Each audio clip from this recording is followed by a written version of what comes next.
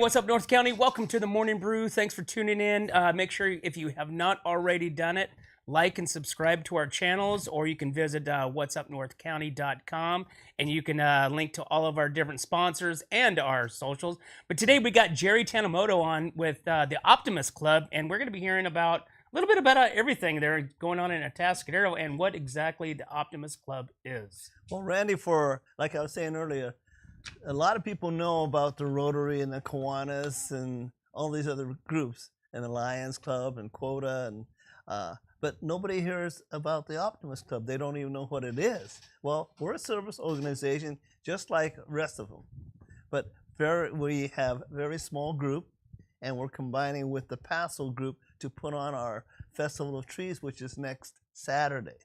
And we use the money to apply to scholarships, kids that are graduating seniors and who are going to a junior college or a trade school, because most people don't help those kids.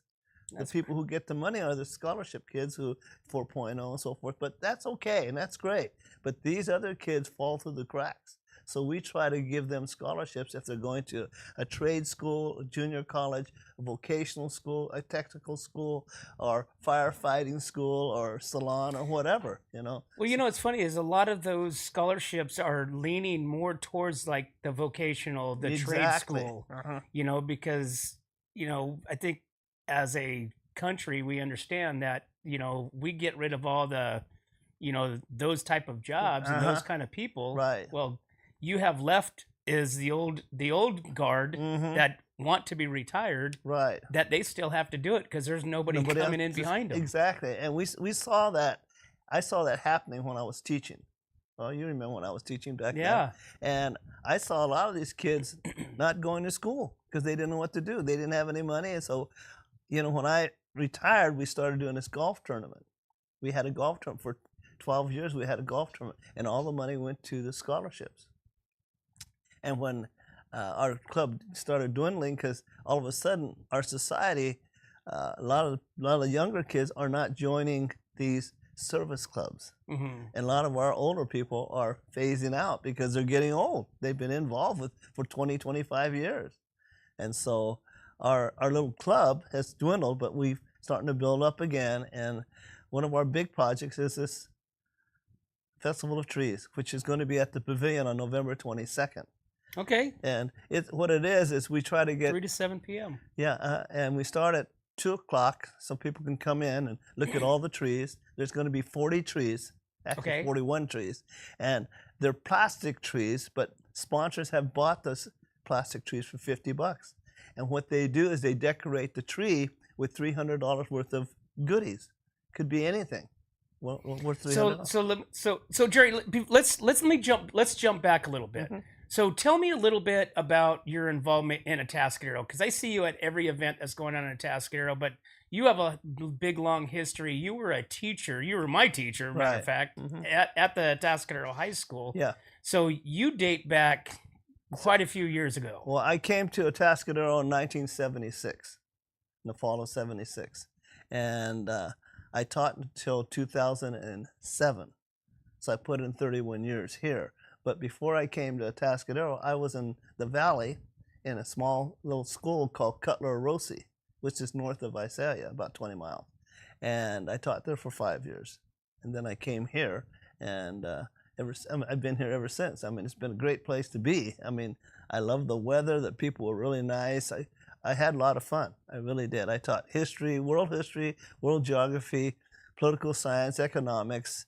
I taught PE, and I had a variety of different things that I coached. Like Coach football. Coached football, and I coached softball.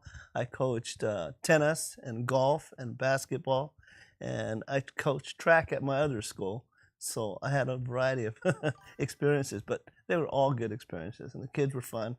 And how was that back in those days? I mean, you were in the era of, I want to say, you know, sports, you know, I mean, it just seemed like, you know, Atascadero was like a powerhouse in everything. Right. You know, and everything they did. They were, you know, Big 8 on foot. I mean, just across the board. Right. Well, I think the thing is the pride of being a Greyhound. I think said an awful lot. The kids, because I know when Larry Welsh came in '79, he brought that with him in terms of the pride of your school, and it started to build up from that point on. And I saw, I mean, some great ball clubs and some great kids and people who went on to success in their life, whether it was sports or not.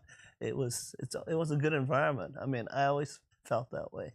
Yeah. What was your favorite sport to coach? Oh wow, that's a tough one. I like them all. I mean, like I said, one of the fun sports was football. It was a blast. It was great. Yeah. What was some of your most memorable times in football games? Well, when we played, I was not coaching at the time. I was coaching at the time, but I remember that the Atascadero played against San Ynez at home in CIF, and Paso was playing St. Joe at Paso. And we won the game, and they won the game, so we ended up playing each other for CIF in Paso Robles. And in that game, we were basically behind. And at the closing seconds, quarterback threw a pass, and Atascadero won. It was one heck of a game. I tell you, one of the most exciting games I've ever seen. And who was the quarterback at that time? Oh, gosh, who was? Oh, God. Was it Bobby Brandon? No, I don't think it was Bobby. Oh, I can't remember. Oh man, it's been too long. The interesting thing is if you've never been to a game, a Atascadero Paso game at War Memorial, in Paso, and I just think the ambiance, the Yes. noise factor in War, because it's such an old stadium. Yes, it is. And right. it just really elevates the audio, of the crowd Sure. screaming. Oh, Yeah. I mean, just walking up the bleachers is almost like walking into old L.A. Coliseum or something like that. No, you're right. I mean, when Atascadero played Paso Robles, whether it was Atascadero or in Paso Robles, people were there early. I mean, it was packed. And it could be cold or it could be rainy, but people didn't care. Right. They were there to watch this rivalry. And it's sad that they've taken that rivalry away in terms of them changing leagues. Right. But that game used to be the last game of the season. Yep. That was the bragging rights for the town who won. Mm-hmm. And that was always exciting because, the Atascadero and Paso rivalry has always been great. But a lot of those kids still are friends. They played against each other. They were bitter enemies, but they were friends afterwards. Right. Well, I know you still have a lot of contact with your players from even back to my time, even probably before, because you're really involved in Atascadero. I mean, I see you at Atascadero Chamber stuff. I see you at Atascadero Zoo. Visit Atascadero events put on, and now we're talking about Optimist clubs, Paso Robles and Atascadero. Right. You guys got the 3rd annual Festival of the Trees coming up Saturday, November 22nd, and I mean, you're retired, right? Yeah. Right? Yeah. But you probably work more than you did before. Well, I do different things. Whenever they need help, I help out with. Like this coming weekend is Colony Day, so I got the announcers to set that up, and some former students are going to be announcing, and it's a lot of fun. I mean, the community is a great community, and if people would set aside their personal things and contribute to the community, which a lot of people do, it makes it even better. Because you want to see the next generation enjoy what we enjoyed. What do you mean personal things? Is there? Well, besides your personal jobs and hobbies, Oh, gotcha. You know. I thought you were talking about, because I mean, I know the biggest complaint was the parking, which was like, right. It was like, beating a horse. Right. It's just like, okay, we get it. There's no stop. The change is happening, Right. which I don't know. In my opinion,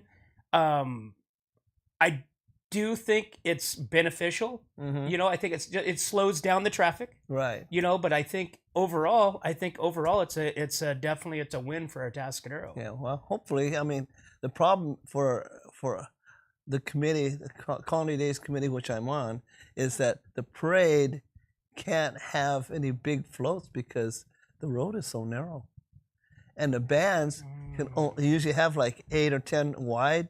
They have to narrow it down because where they're going to go. But they made it the width of that a standard like semi truck width, right? Yeah, but still, it's not. I mean, if you think about how wide El Camino used to be without the center dividers, the band would be all the way across and down the middle of the road. And then Colony Days used to start at Cabrillo. Now it's starting behind junior high school, coming down 41 and then El Camino and then down Entrada. So it's not a very long route, but it's tied in with the Fall Festival. So there should be a lot of people downtown. Yeah. So the Fall Festival, I believe this is their third. Is this their third year? I think so. Yeah. Their third year. So this is where they're going to be taking over Sunken Gardens in downtown Atascadero. Yes. Which is like a carnival. I mean, yes, it is. It's fair. It's pretty impressive. It is. You know, and I mean, so how do you feel that Atascadero has evolved over the last 20 years, 25 years? Well, there's more of how can I say, outside influences that are coming to create more of a livelihood in Atascadero. They're trying to spruce it up, and that's why we have all these events like the Tamale Festival and the Fall Festival and the Zoo, the Zubu, and all those kinds of things. Yeah, and that they have the Beer Fest. I work at all those because I think it helps the community.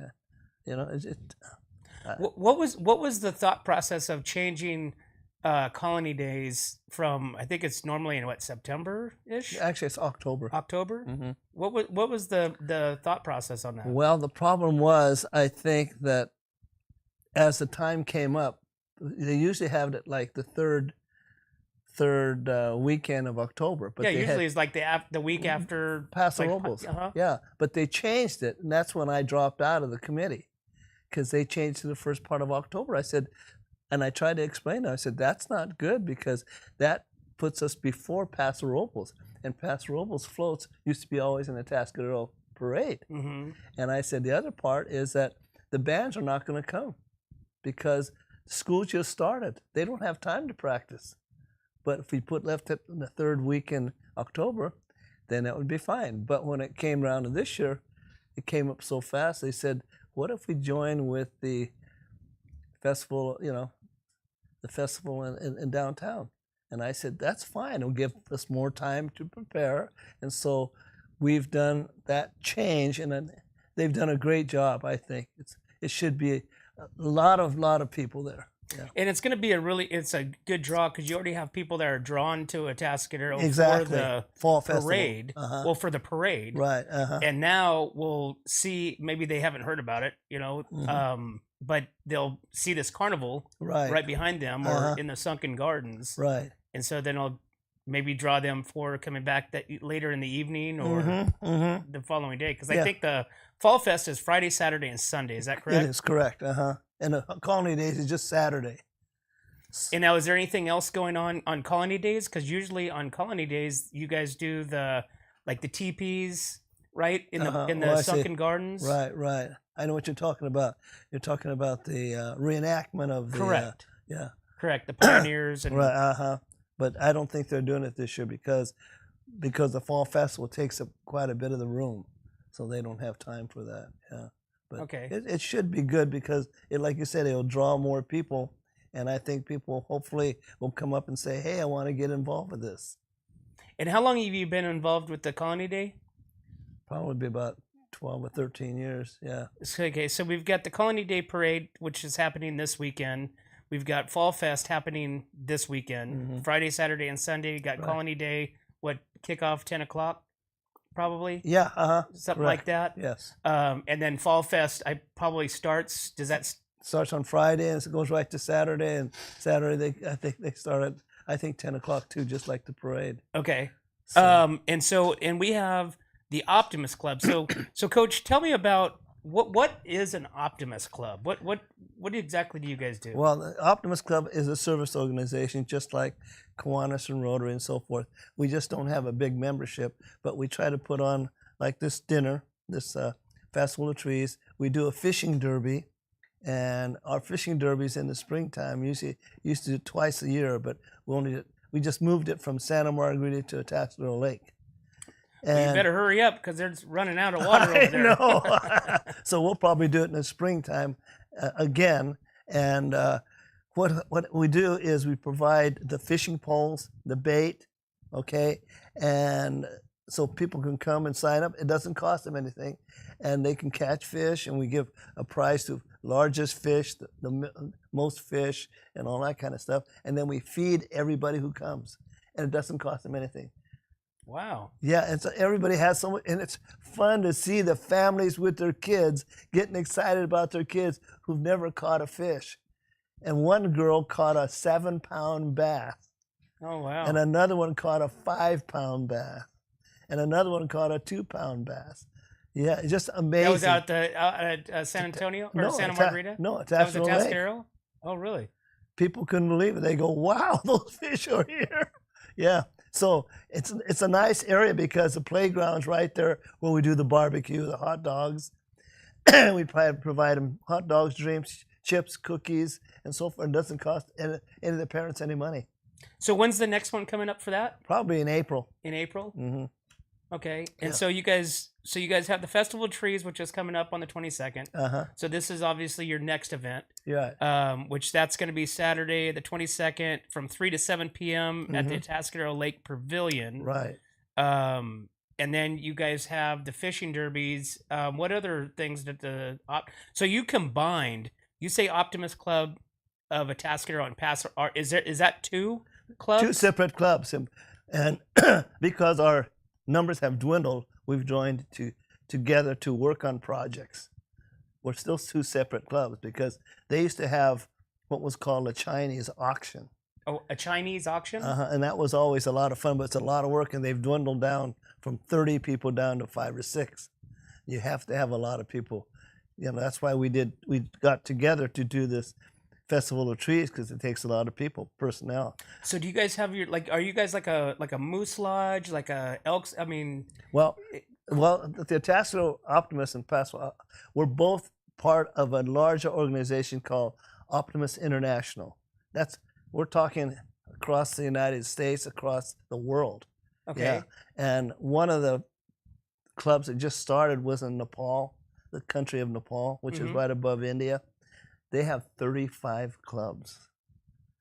Yeah, that's a lot of clubs. I mean, in the United States, we used to have, 1,000 clubs. I don't know how many they have today, but the Optimist Club is so different because we have our creed, which is really something because it really tells you if you want to be an optimist, you need to do all these different things, and this is ingrained in everybody. Yeah, and it's a fun club. And so, tell me a little bit about the history of the Optimist. When did it start? What was the reasoning for it starting? Well, I think it started back in World War I. It's one of the oldest international organizations in the world.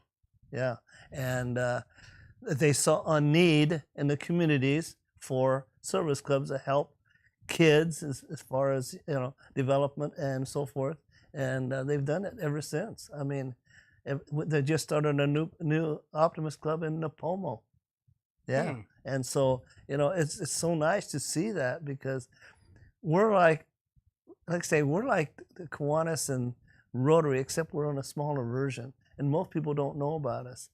They think we're some part of something else, and we're not. We're our own organization. Yeah. Well, I mean, that's kind of like I said. Why we do what we do here at What's Up North County is because there's so many things here in the North County that I don't know about, like Right. Optimist Club. Mm-hmm. I mean, I'll be honest with you. I mean, I've heard of it. I Right. had no idea what it was. I Yeah. thought it was. I had thought it had to do with, math or Right. Uh-huh. something. Yeah. I didn't know it was part. It was like another organization, Yeah. like a Kiwanis or a Rotary Uh-huh. or Or Lions Club. Yeah. Uh-huh. Sure. And so the reasoning behind the Optimist Club. So usually, like say, the Masons and stuff like that. Mhm. It's Usually some Lunar theme. ba- right? Yeah. What's the Optimist Club? It's to serve the community. That's it. Yeah, just to serve the There's community. no foundation of who can join or why the reason of joining based on your history, your military background, or anything. No, it has nothing. It has to do with serving the community.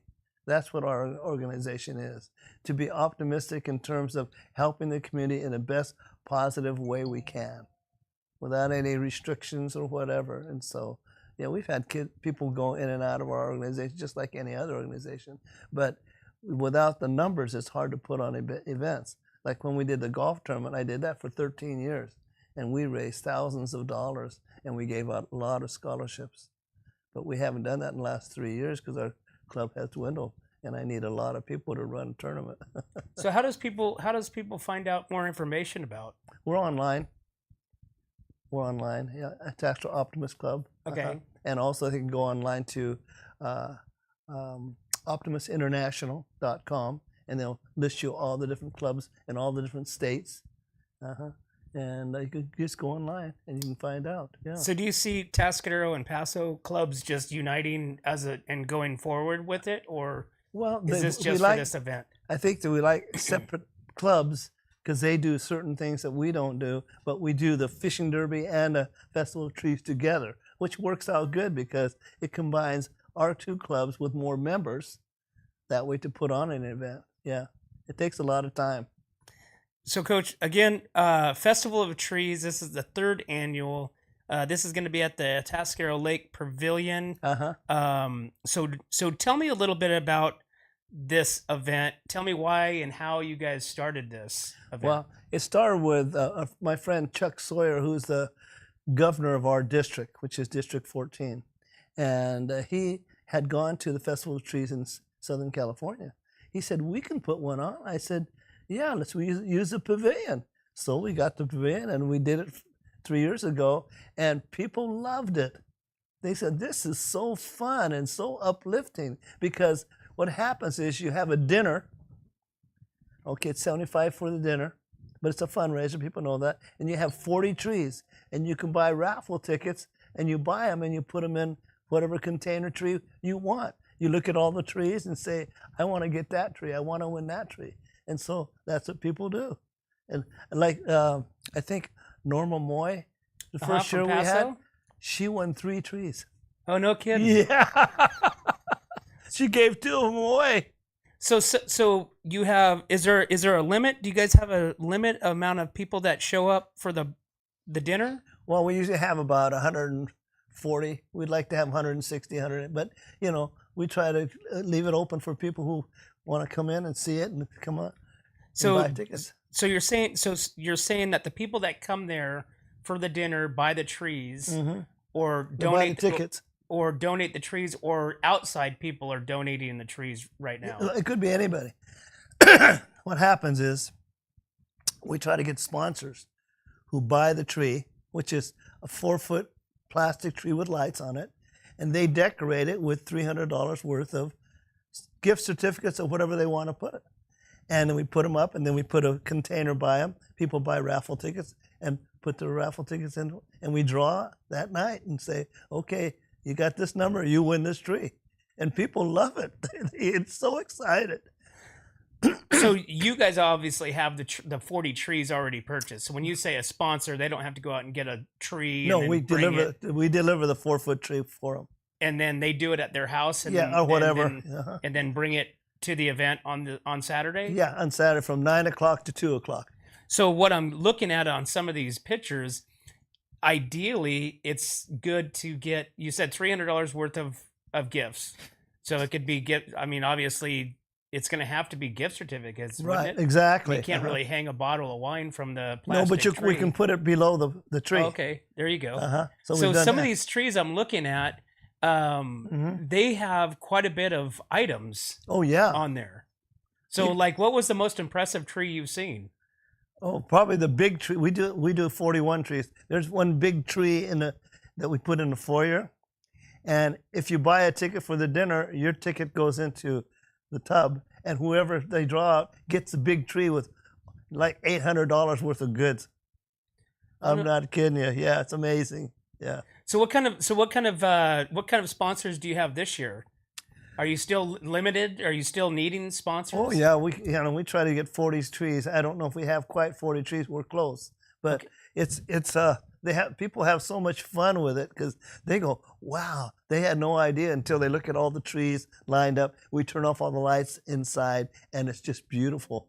Yeah. So is it like a Christmas themed? Like you come wearing Christmas sure, themed if people want to. sweaters and stuff? Yeah, and each tree has their own theme. Like Solar Ponics is doing a solar polar ponics tree, and Jamba Juice is doing a Jamba Juice tree, and so everybody has their own theme for their tree, and we put them out there. We put who the sponsor is, and then people can put their tickets whatever tree they want to win. And it's a lot of fun. People get excited. Yeah. So is it kind of like a social beforehand? Yeah. So there's no other auctions or silent auctions or any of that kind of stuff going on. It's not. People have already came in. They've donated. They've now they're there to have a good time. Exactly. And put their tickets. So they get X amount of tickets. Well, they get to buy tickets. You have to buy raffle tickets. You get 25 for $20. Okay. So then you can go put all your tickets into one Christmas basket. Exactly. Gotcha. Yeah. Okay. I mean, we have some good sponsors. I mean, we have American Riviera Bank, Idlers, Home Depot, Solar Ponics, Jamba Juice. We have a lot of different people who supporting us. Backyard Visions. Yeah. So you got this event coming up, so you can still get your Christmas tree and be a sponsor. It's what did you say it was $40? $50 for the tree. $50 for the tree to be a sponsor. You decorate it with $300 worth of gifts. Right. If the people don't want to decorate it and they want to be a sponsor, they can purchase the tree for $50 and then put up the $300, and then we'll try to get gift certificates to put on the tree. Perfect. They don't have to decorate it. Because some people, they want to be a part of it. Right, They exactly. Don't want to the creative minds sometimes leave the nest sometimes. Exactly, yeah. And so this is on November 22nd from 3 to 7 p.m. at the Atascadero Lake Pavilion. It's $75 for the dinner for each person. Right, whoever sponsors a tree gets one free ticket for the dinner. Well, there you go. Yeah, you're already halfway, a quarter of the way there. Yeah, exactly. So what kind of grub are you guys doing? Because I'm sure you're known for some good barbecue stuff. Well, we're having pork loin and lemon pepper chicken. Wow. So it's going to be good, and we're going to have rice and bread and salad and desserts, and then we're going to be selling cups of wine or beer or whatever. So we have it covered for water and sodas, whatever people want. Yeah. So after the event, does the person that wins the tree have to take the tree too? Yes, they take the tree home. If they don't want to take this tree. Can you if they donate don't back want somewhere? And they want to take off, it's up to them. Take off all the gifts and then donate the tree back to the club, and we'll give it to people who would like to have a tree. Because eventually you won't even need to get because if I win a tree, Jerry, I'm not going to bring a tree. I don't need a tree. Exactly. So, eventually, this is only the third year. How many trees do you guys retain now that are yours? Not has everybody taken their trees? Most people take the trees, which is good, and we want them to. Right? Yeah, because they're enjoying it. Yeah. Oh, yeah. It's amazing that the number of different trees that we have just different varieties of things. So people get there early, like at 2 o'clock, and they can walk around and look at all the trees and see what's on them and say, okay, I'm going to put my tickets in this one. I'm going to buy more tickets or whatever. And it's a lot of fun, very festive. Yeah.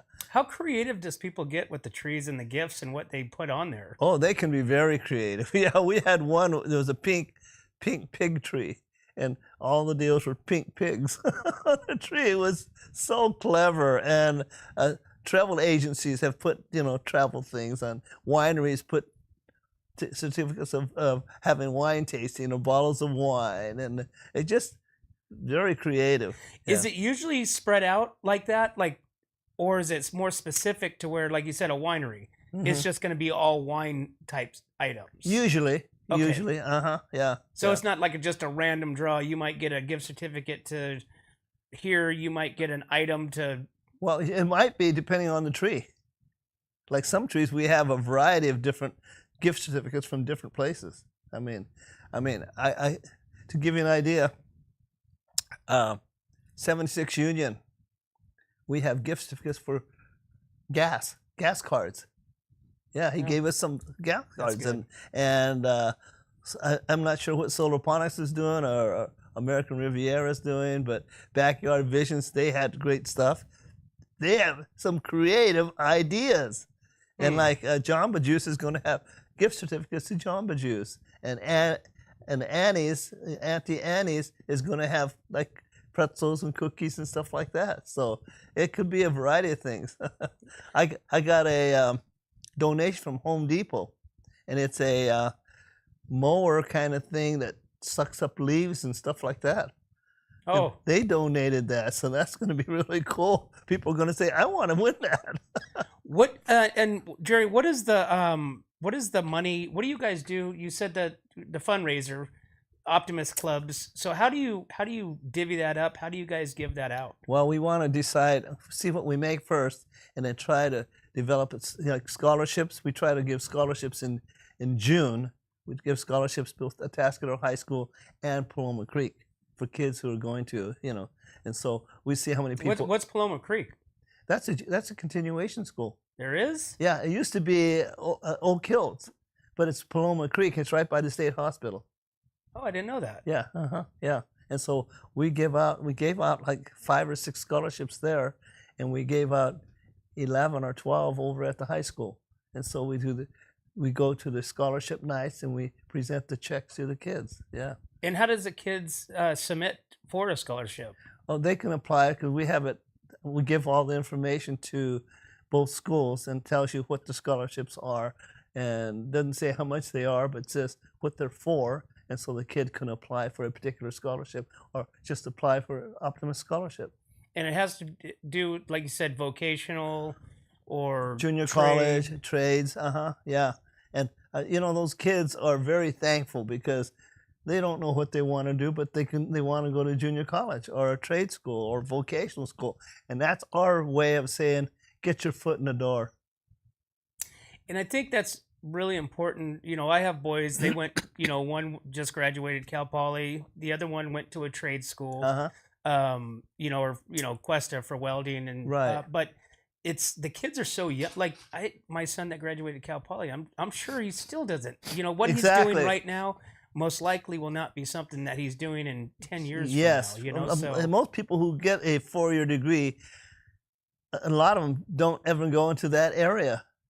And that's why I tried to tell them when I was teaching, I said, kids, if you don't know what you want to do, go to a junior college. They offer great programs, and you'll find something that you like, and maybe that'll head you into a career.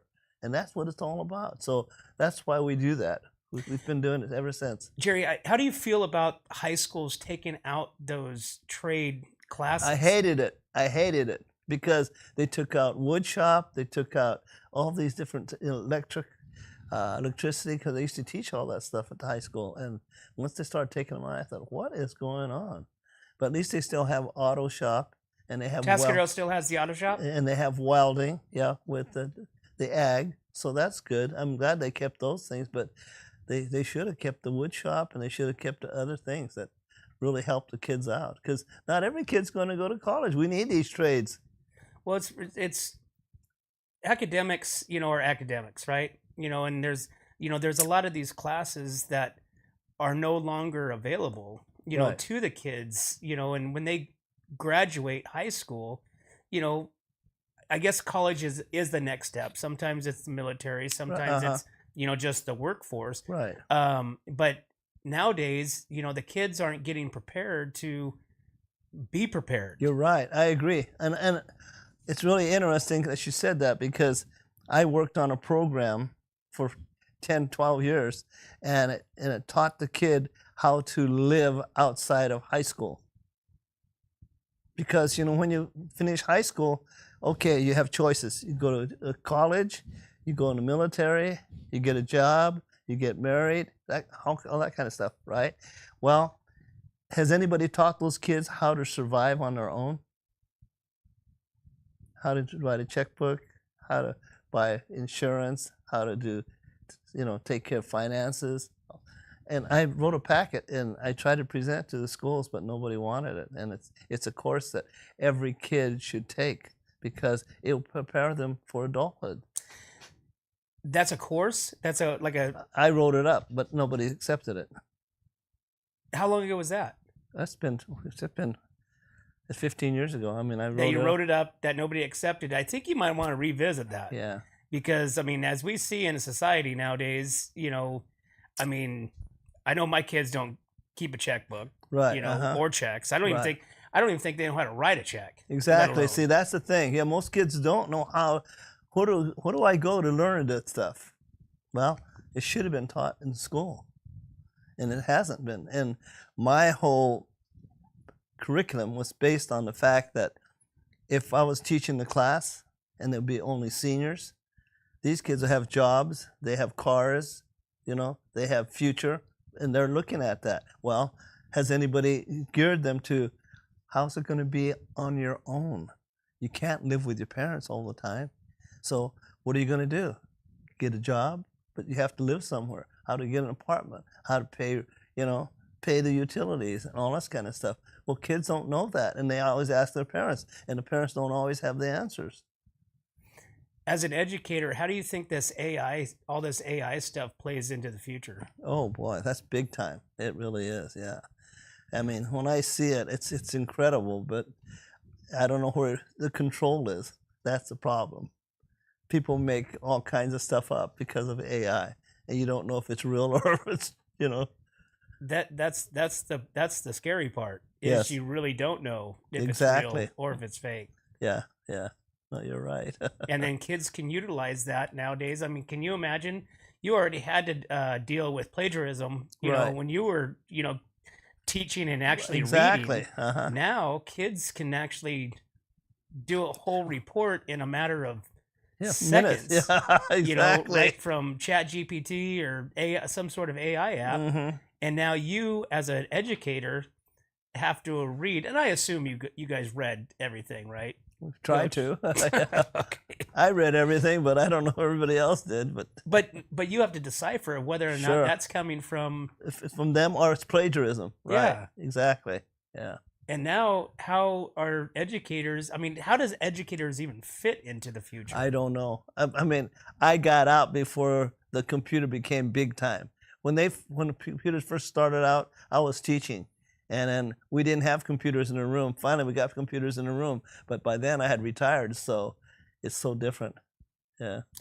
But one thing about it, the Optimist clubs are supporting and pushing the kids into, I mean, I'm sure AI will fit somehow Sure. into, some of the vocational stuff, Mm-hmm. welding. I'm sure it's already there. But there's still that need for the hands-on. Oh, yeah. I mean, you got to have people who are in construction, who are in plumbing, who are in electrical, who are in all these different things that you and I don't know how to fix or build or create. And we need those kids. We really need those kids who are going to probably make more money doing those kinds of trades than some of the kids who go to college. It's amazing. It's amazing. Yeah. Awesome, Jerry. Well, once again, tell me what we got coming up for your guys' event on the 22nd. Yeah, it's going to be the Festival of Trees at the Pavilion. It's going to start at 2 o'clock. And people will start bringing their trees in at 9 in the morning till 2 o'clock. And then once you get there, you can walk around and look at all the trees and buy raffle tickets to put in whatever tree you like. And so you get there early so you can look at all the trees and see what's on each tree. Because if you don't, then you're just kind of guessing, okay. Are you putting out a tree? Well, our club is putting out a tree, yeah. You guys probably have some good stuff. Yeah. And like what I did is I bought a table of 8 people. And that's my sponsorship by having 8 people join me. And so it's a lot of fun. It really is. And people can buy a table or can buy just two tickets for the dinner. And if you submit a tree and be a sponsor, that includes one of the dinners. Exactly. Mm-hmm. And Jerry, how can they get more information? Where do they go to get buy tickets? Well, you can go on Atascadero Optimist Club or Paso Robles Optimist Club, and I believe they have Eventbrite, okay, that kind of thing, and they can order tickets on. It says it's full, but it's not. Okay, yeah. And do you think they'll be available at the door as well? Oh yeah. We try to save so much at the door so that we can fill up the whole place. We only had 140 people, and we can put 160, 100 65 probably. Awesome. But it's a lot of fun. It really is. Well, perfect. Well, Jerry, I appreciate coming in and sharing this information with us. Sure. And everything that you do in Atascadero, because you're at everything. Everything I go to, you're at. And I'm sure you're at it much more than I'm at as well. So we appreciate everything that you do for Atascadero and have done in the past. Well, it's been fun. It's been my joy to help this community because it's been such a good community, very supportive.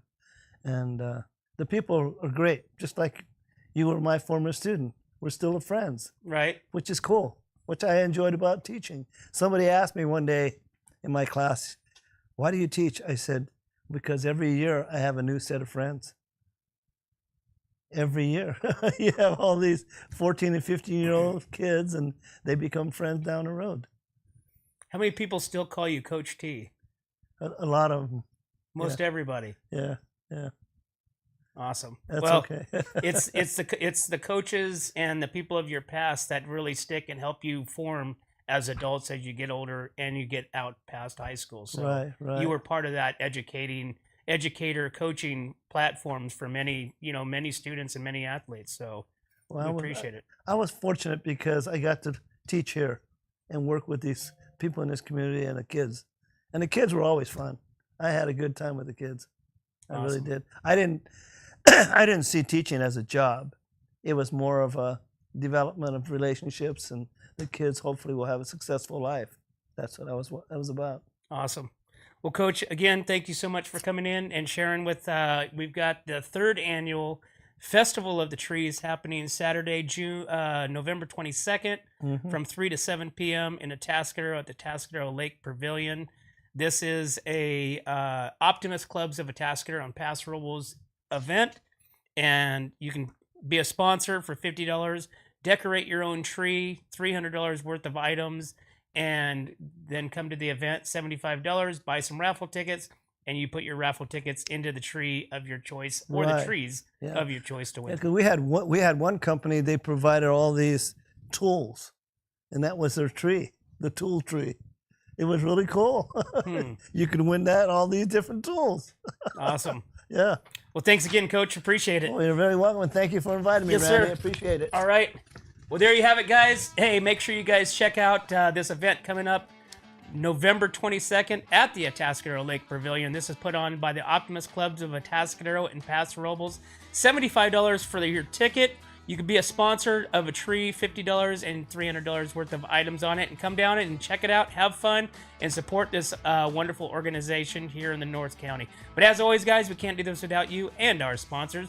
Like thank Escalar Wine, Wine Travelers Hideaway, Visit Atascadero, 805 Customs, MGP Coatings, Premier Ag, Trailer Barn, Story Termite Pest Control, Borhone Auto Center, Kennedy Club Fitness, Airflow Filter Services, and Templeton Heating and Air.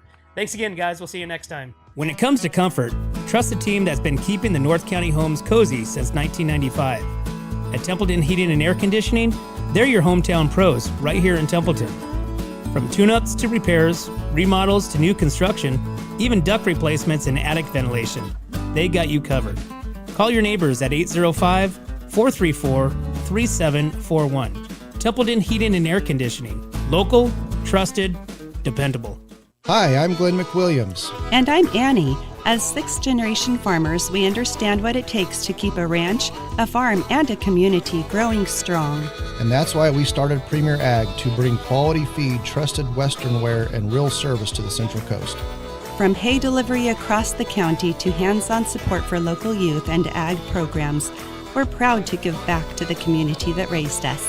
And when we say from seed to stable, we mean it. We've walked the fields, we've fed the animals, and now we're here to serve families just like yours. Come visit us at 1041 Paso Robles Street in Paso Robles and experience the difference of a store built by farmers for farmers. From seed to store, where quality meets country.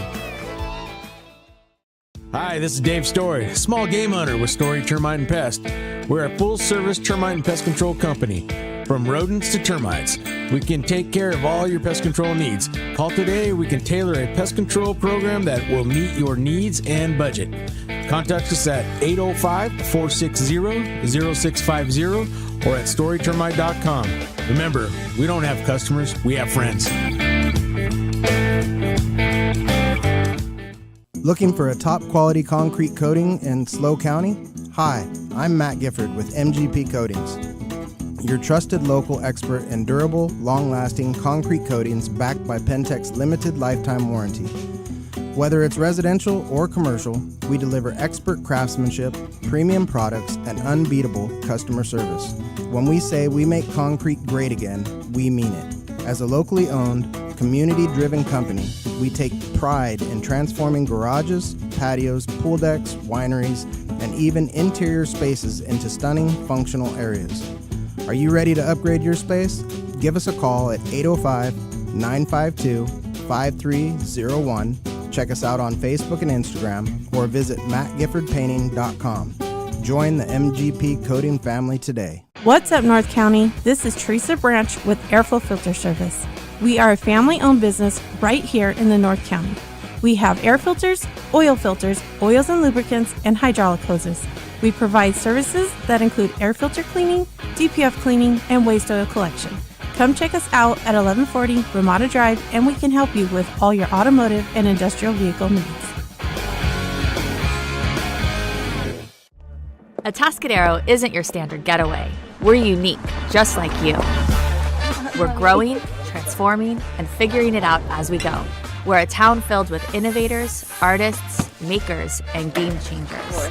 We're a little bit country, a little bit funky, and always authentic. We're here for your good times, your slow times, and your changing times. We're all in Atascadero. Come see for yourself. Learn more at visitatascadero.com.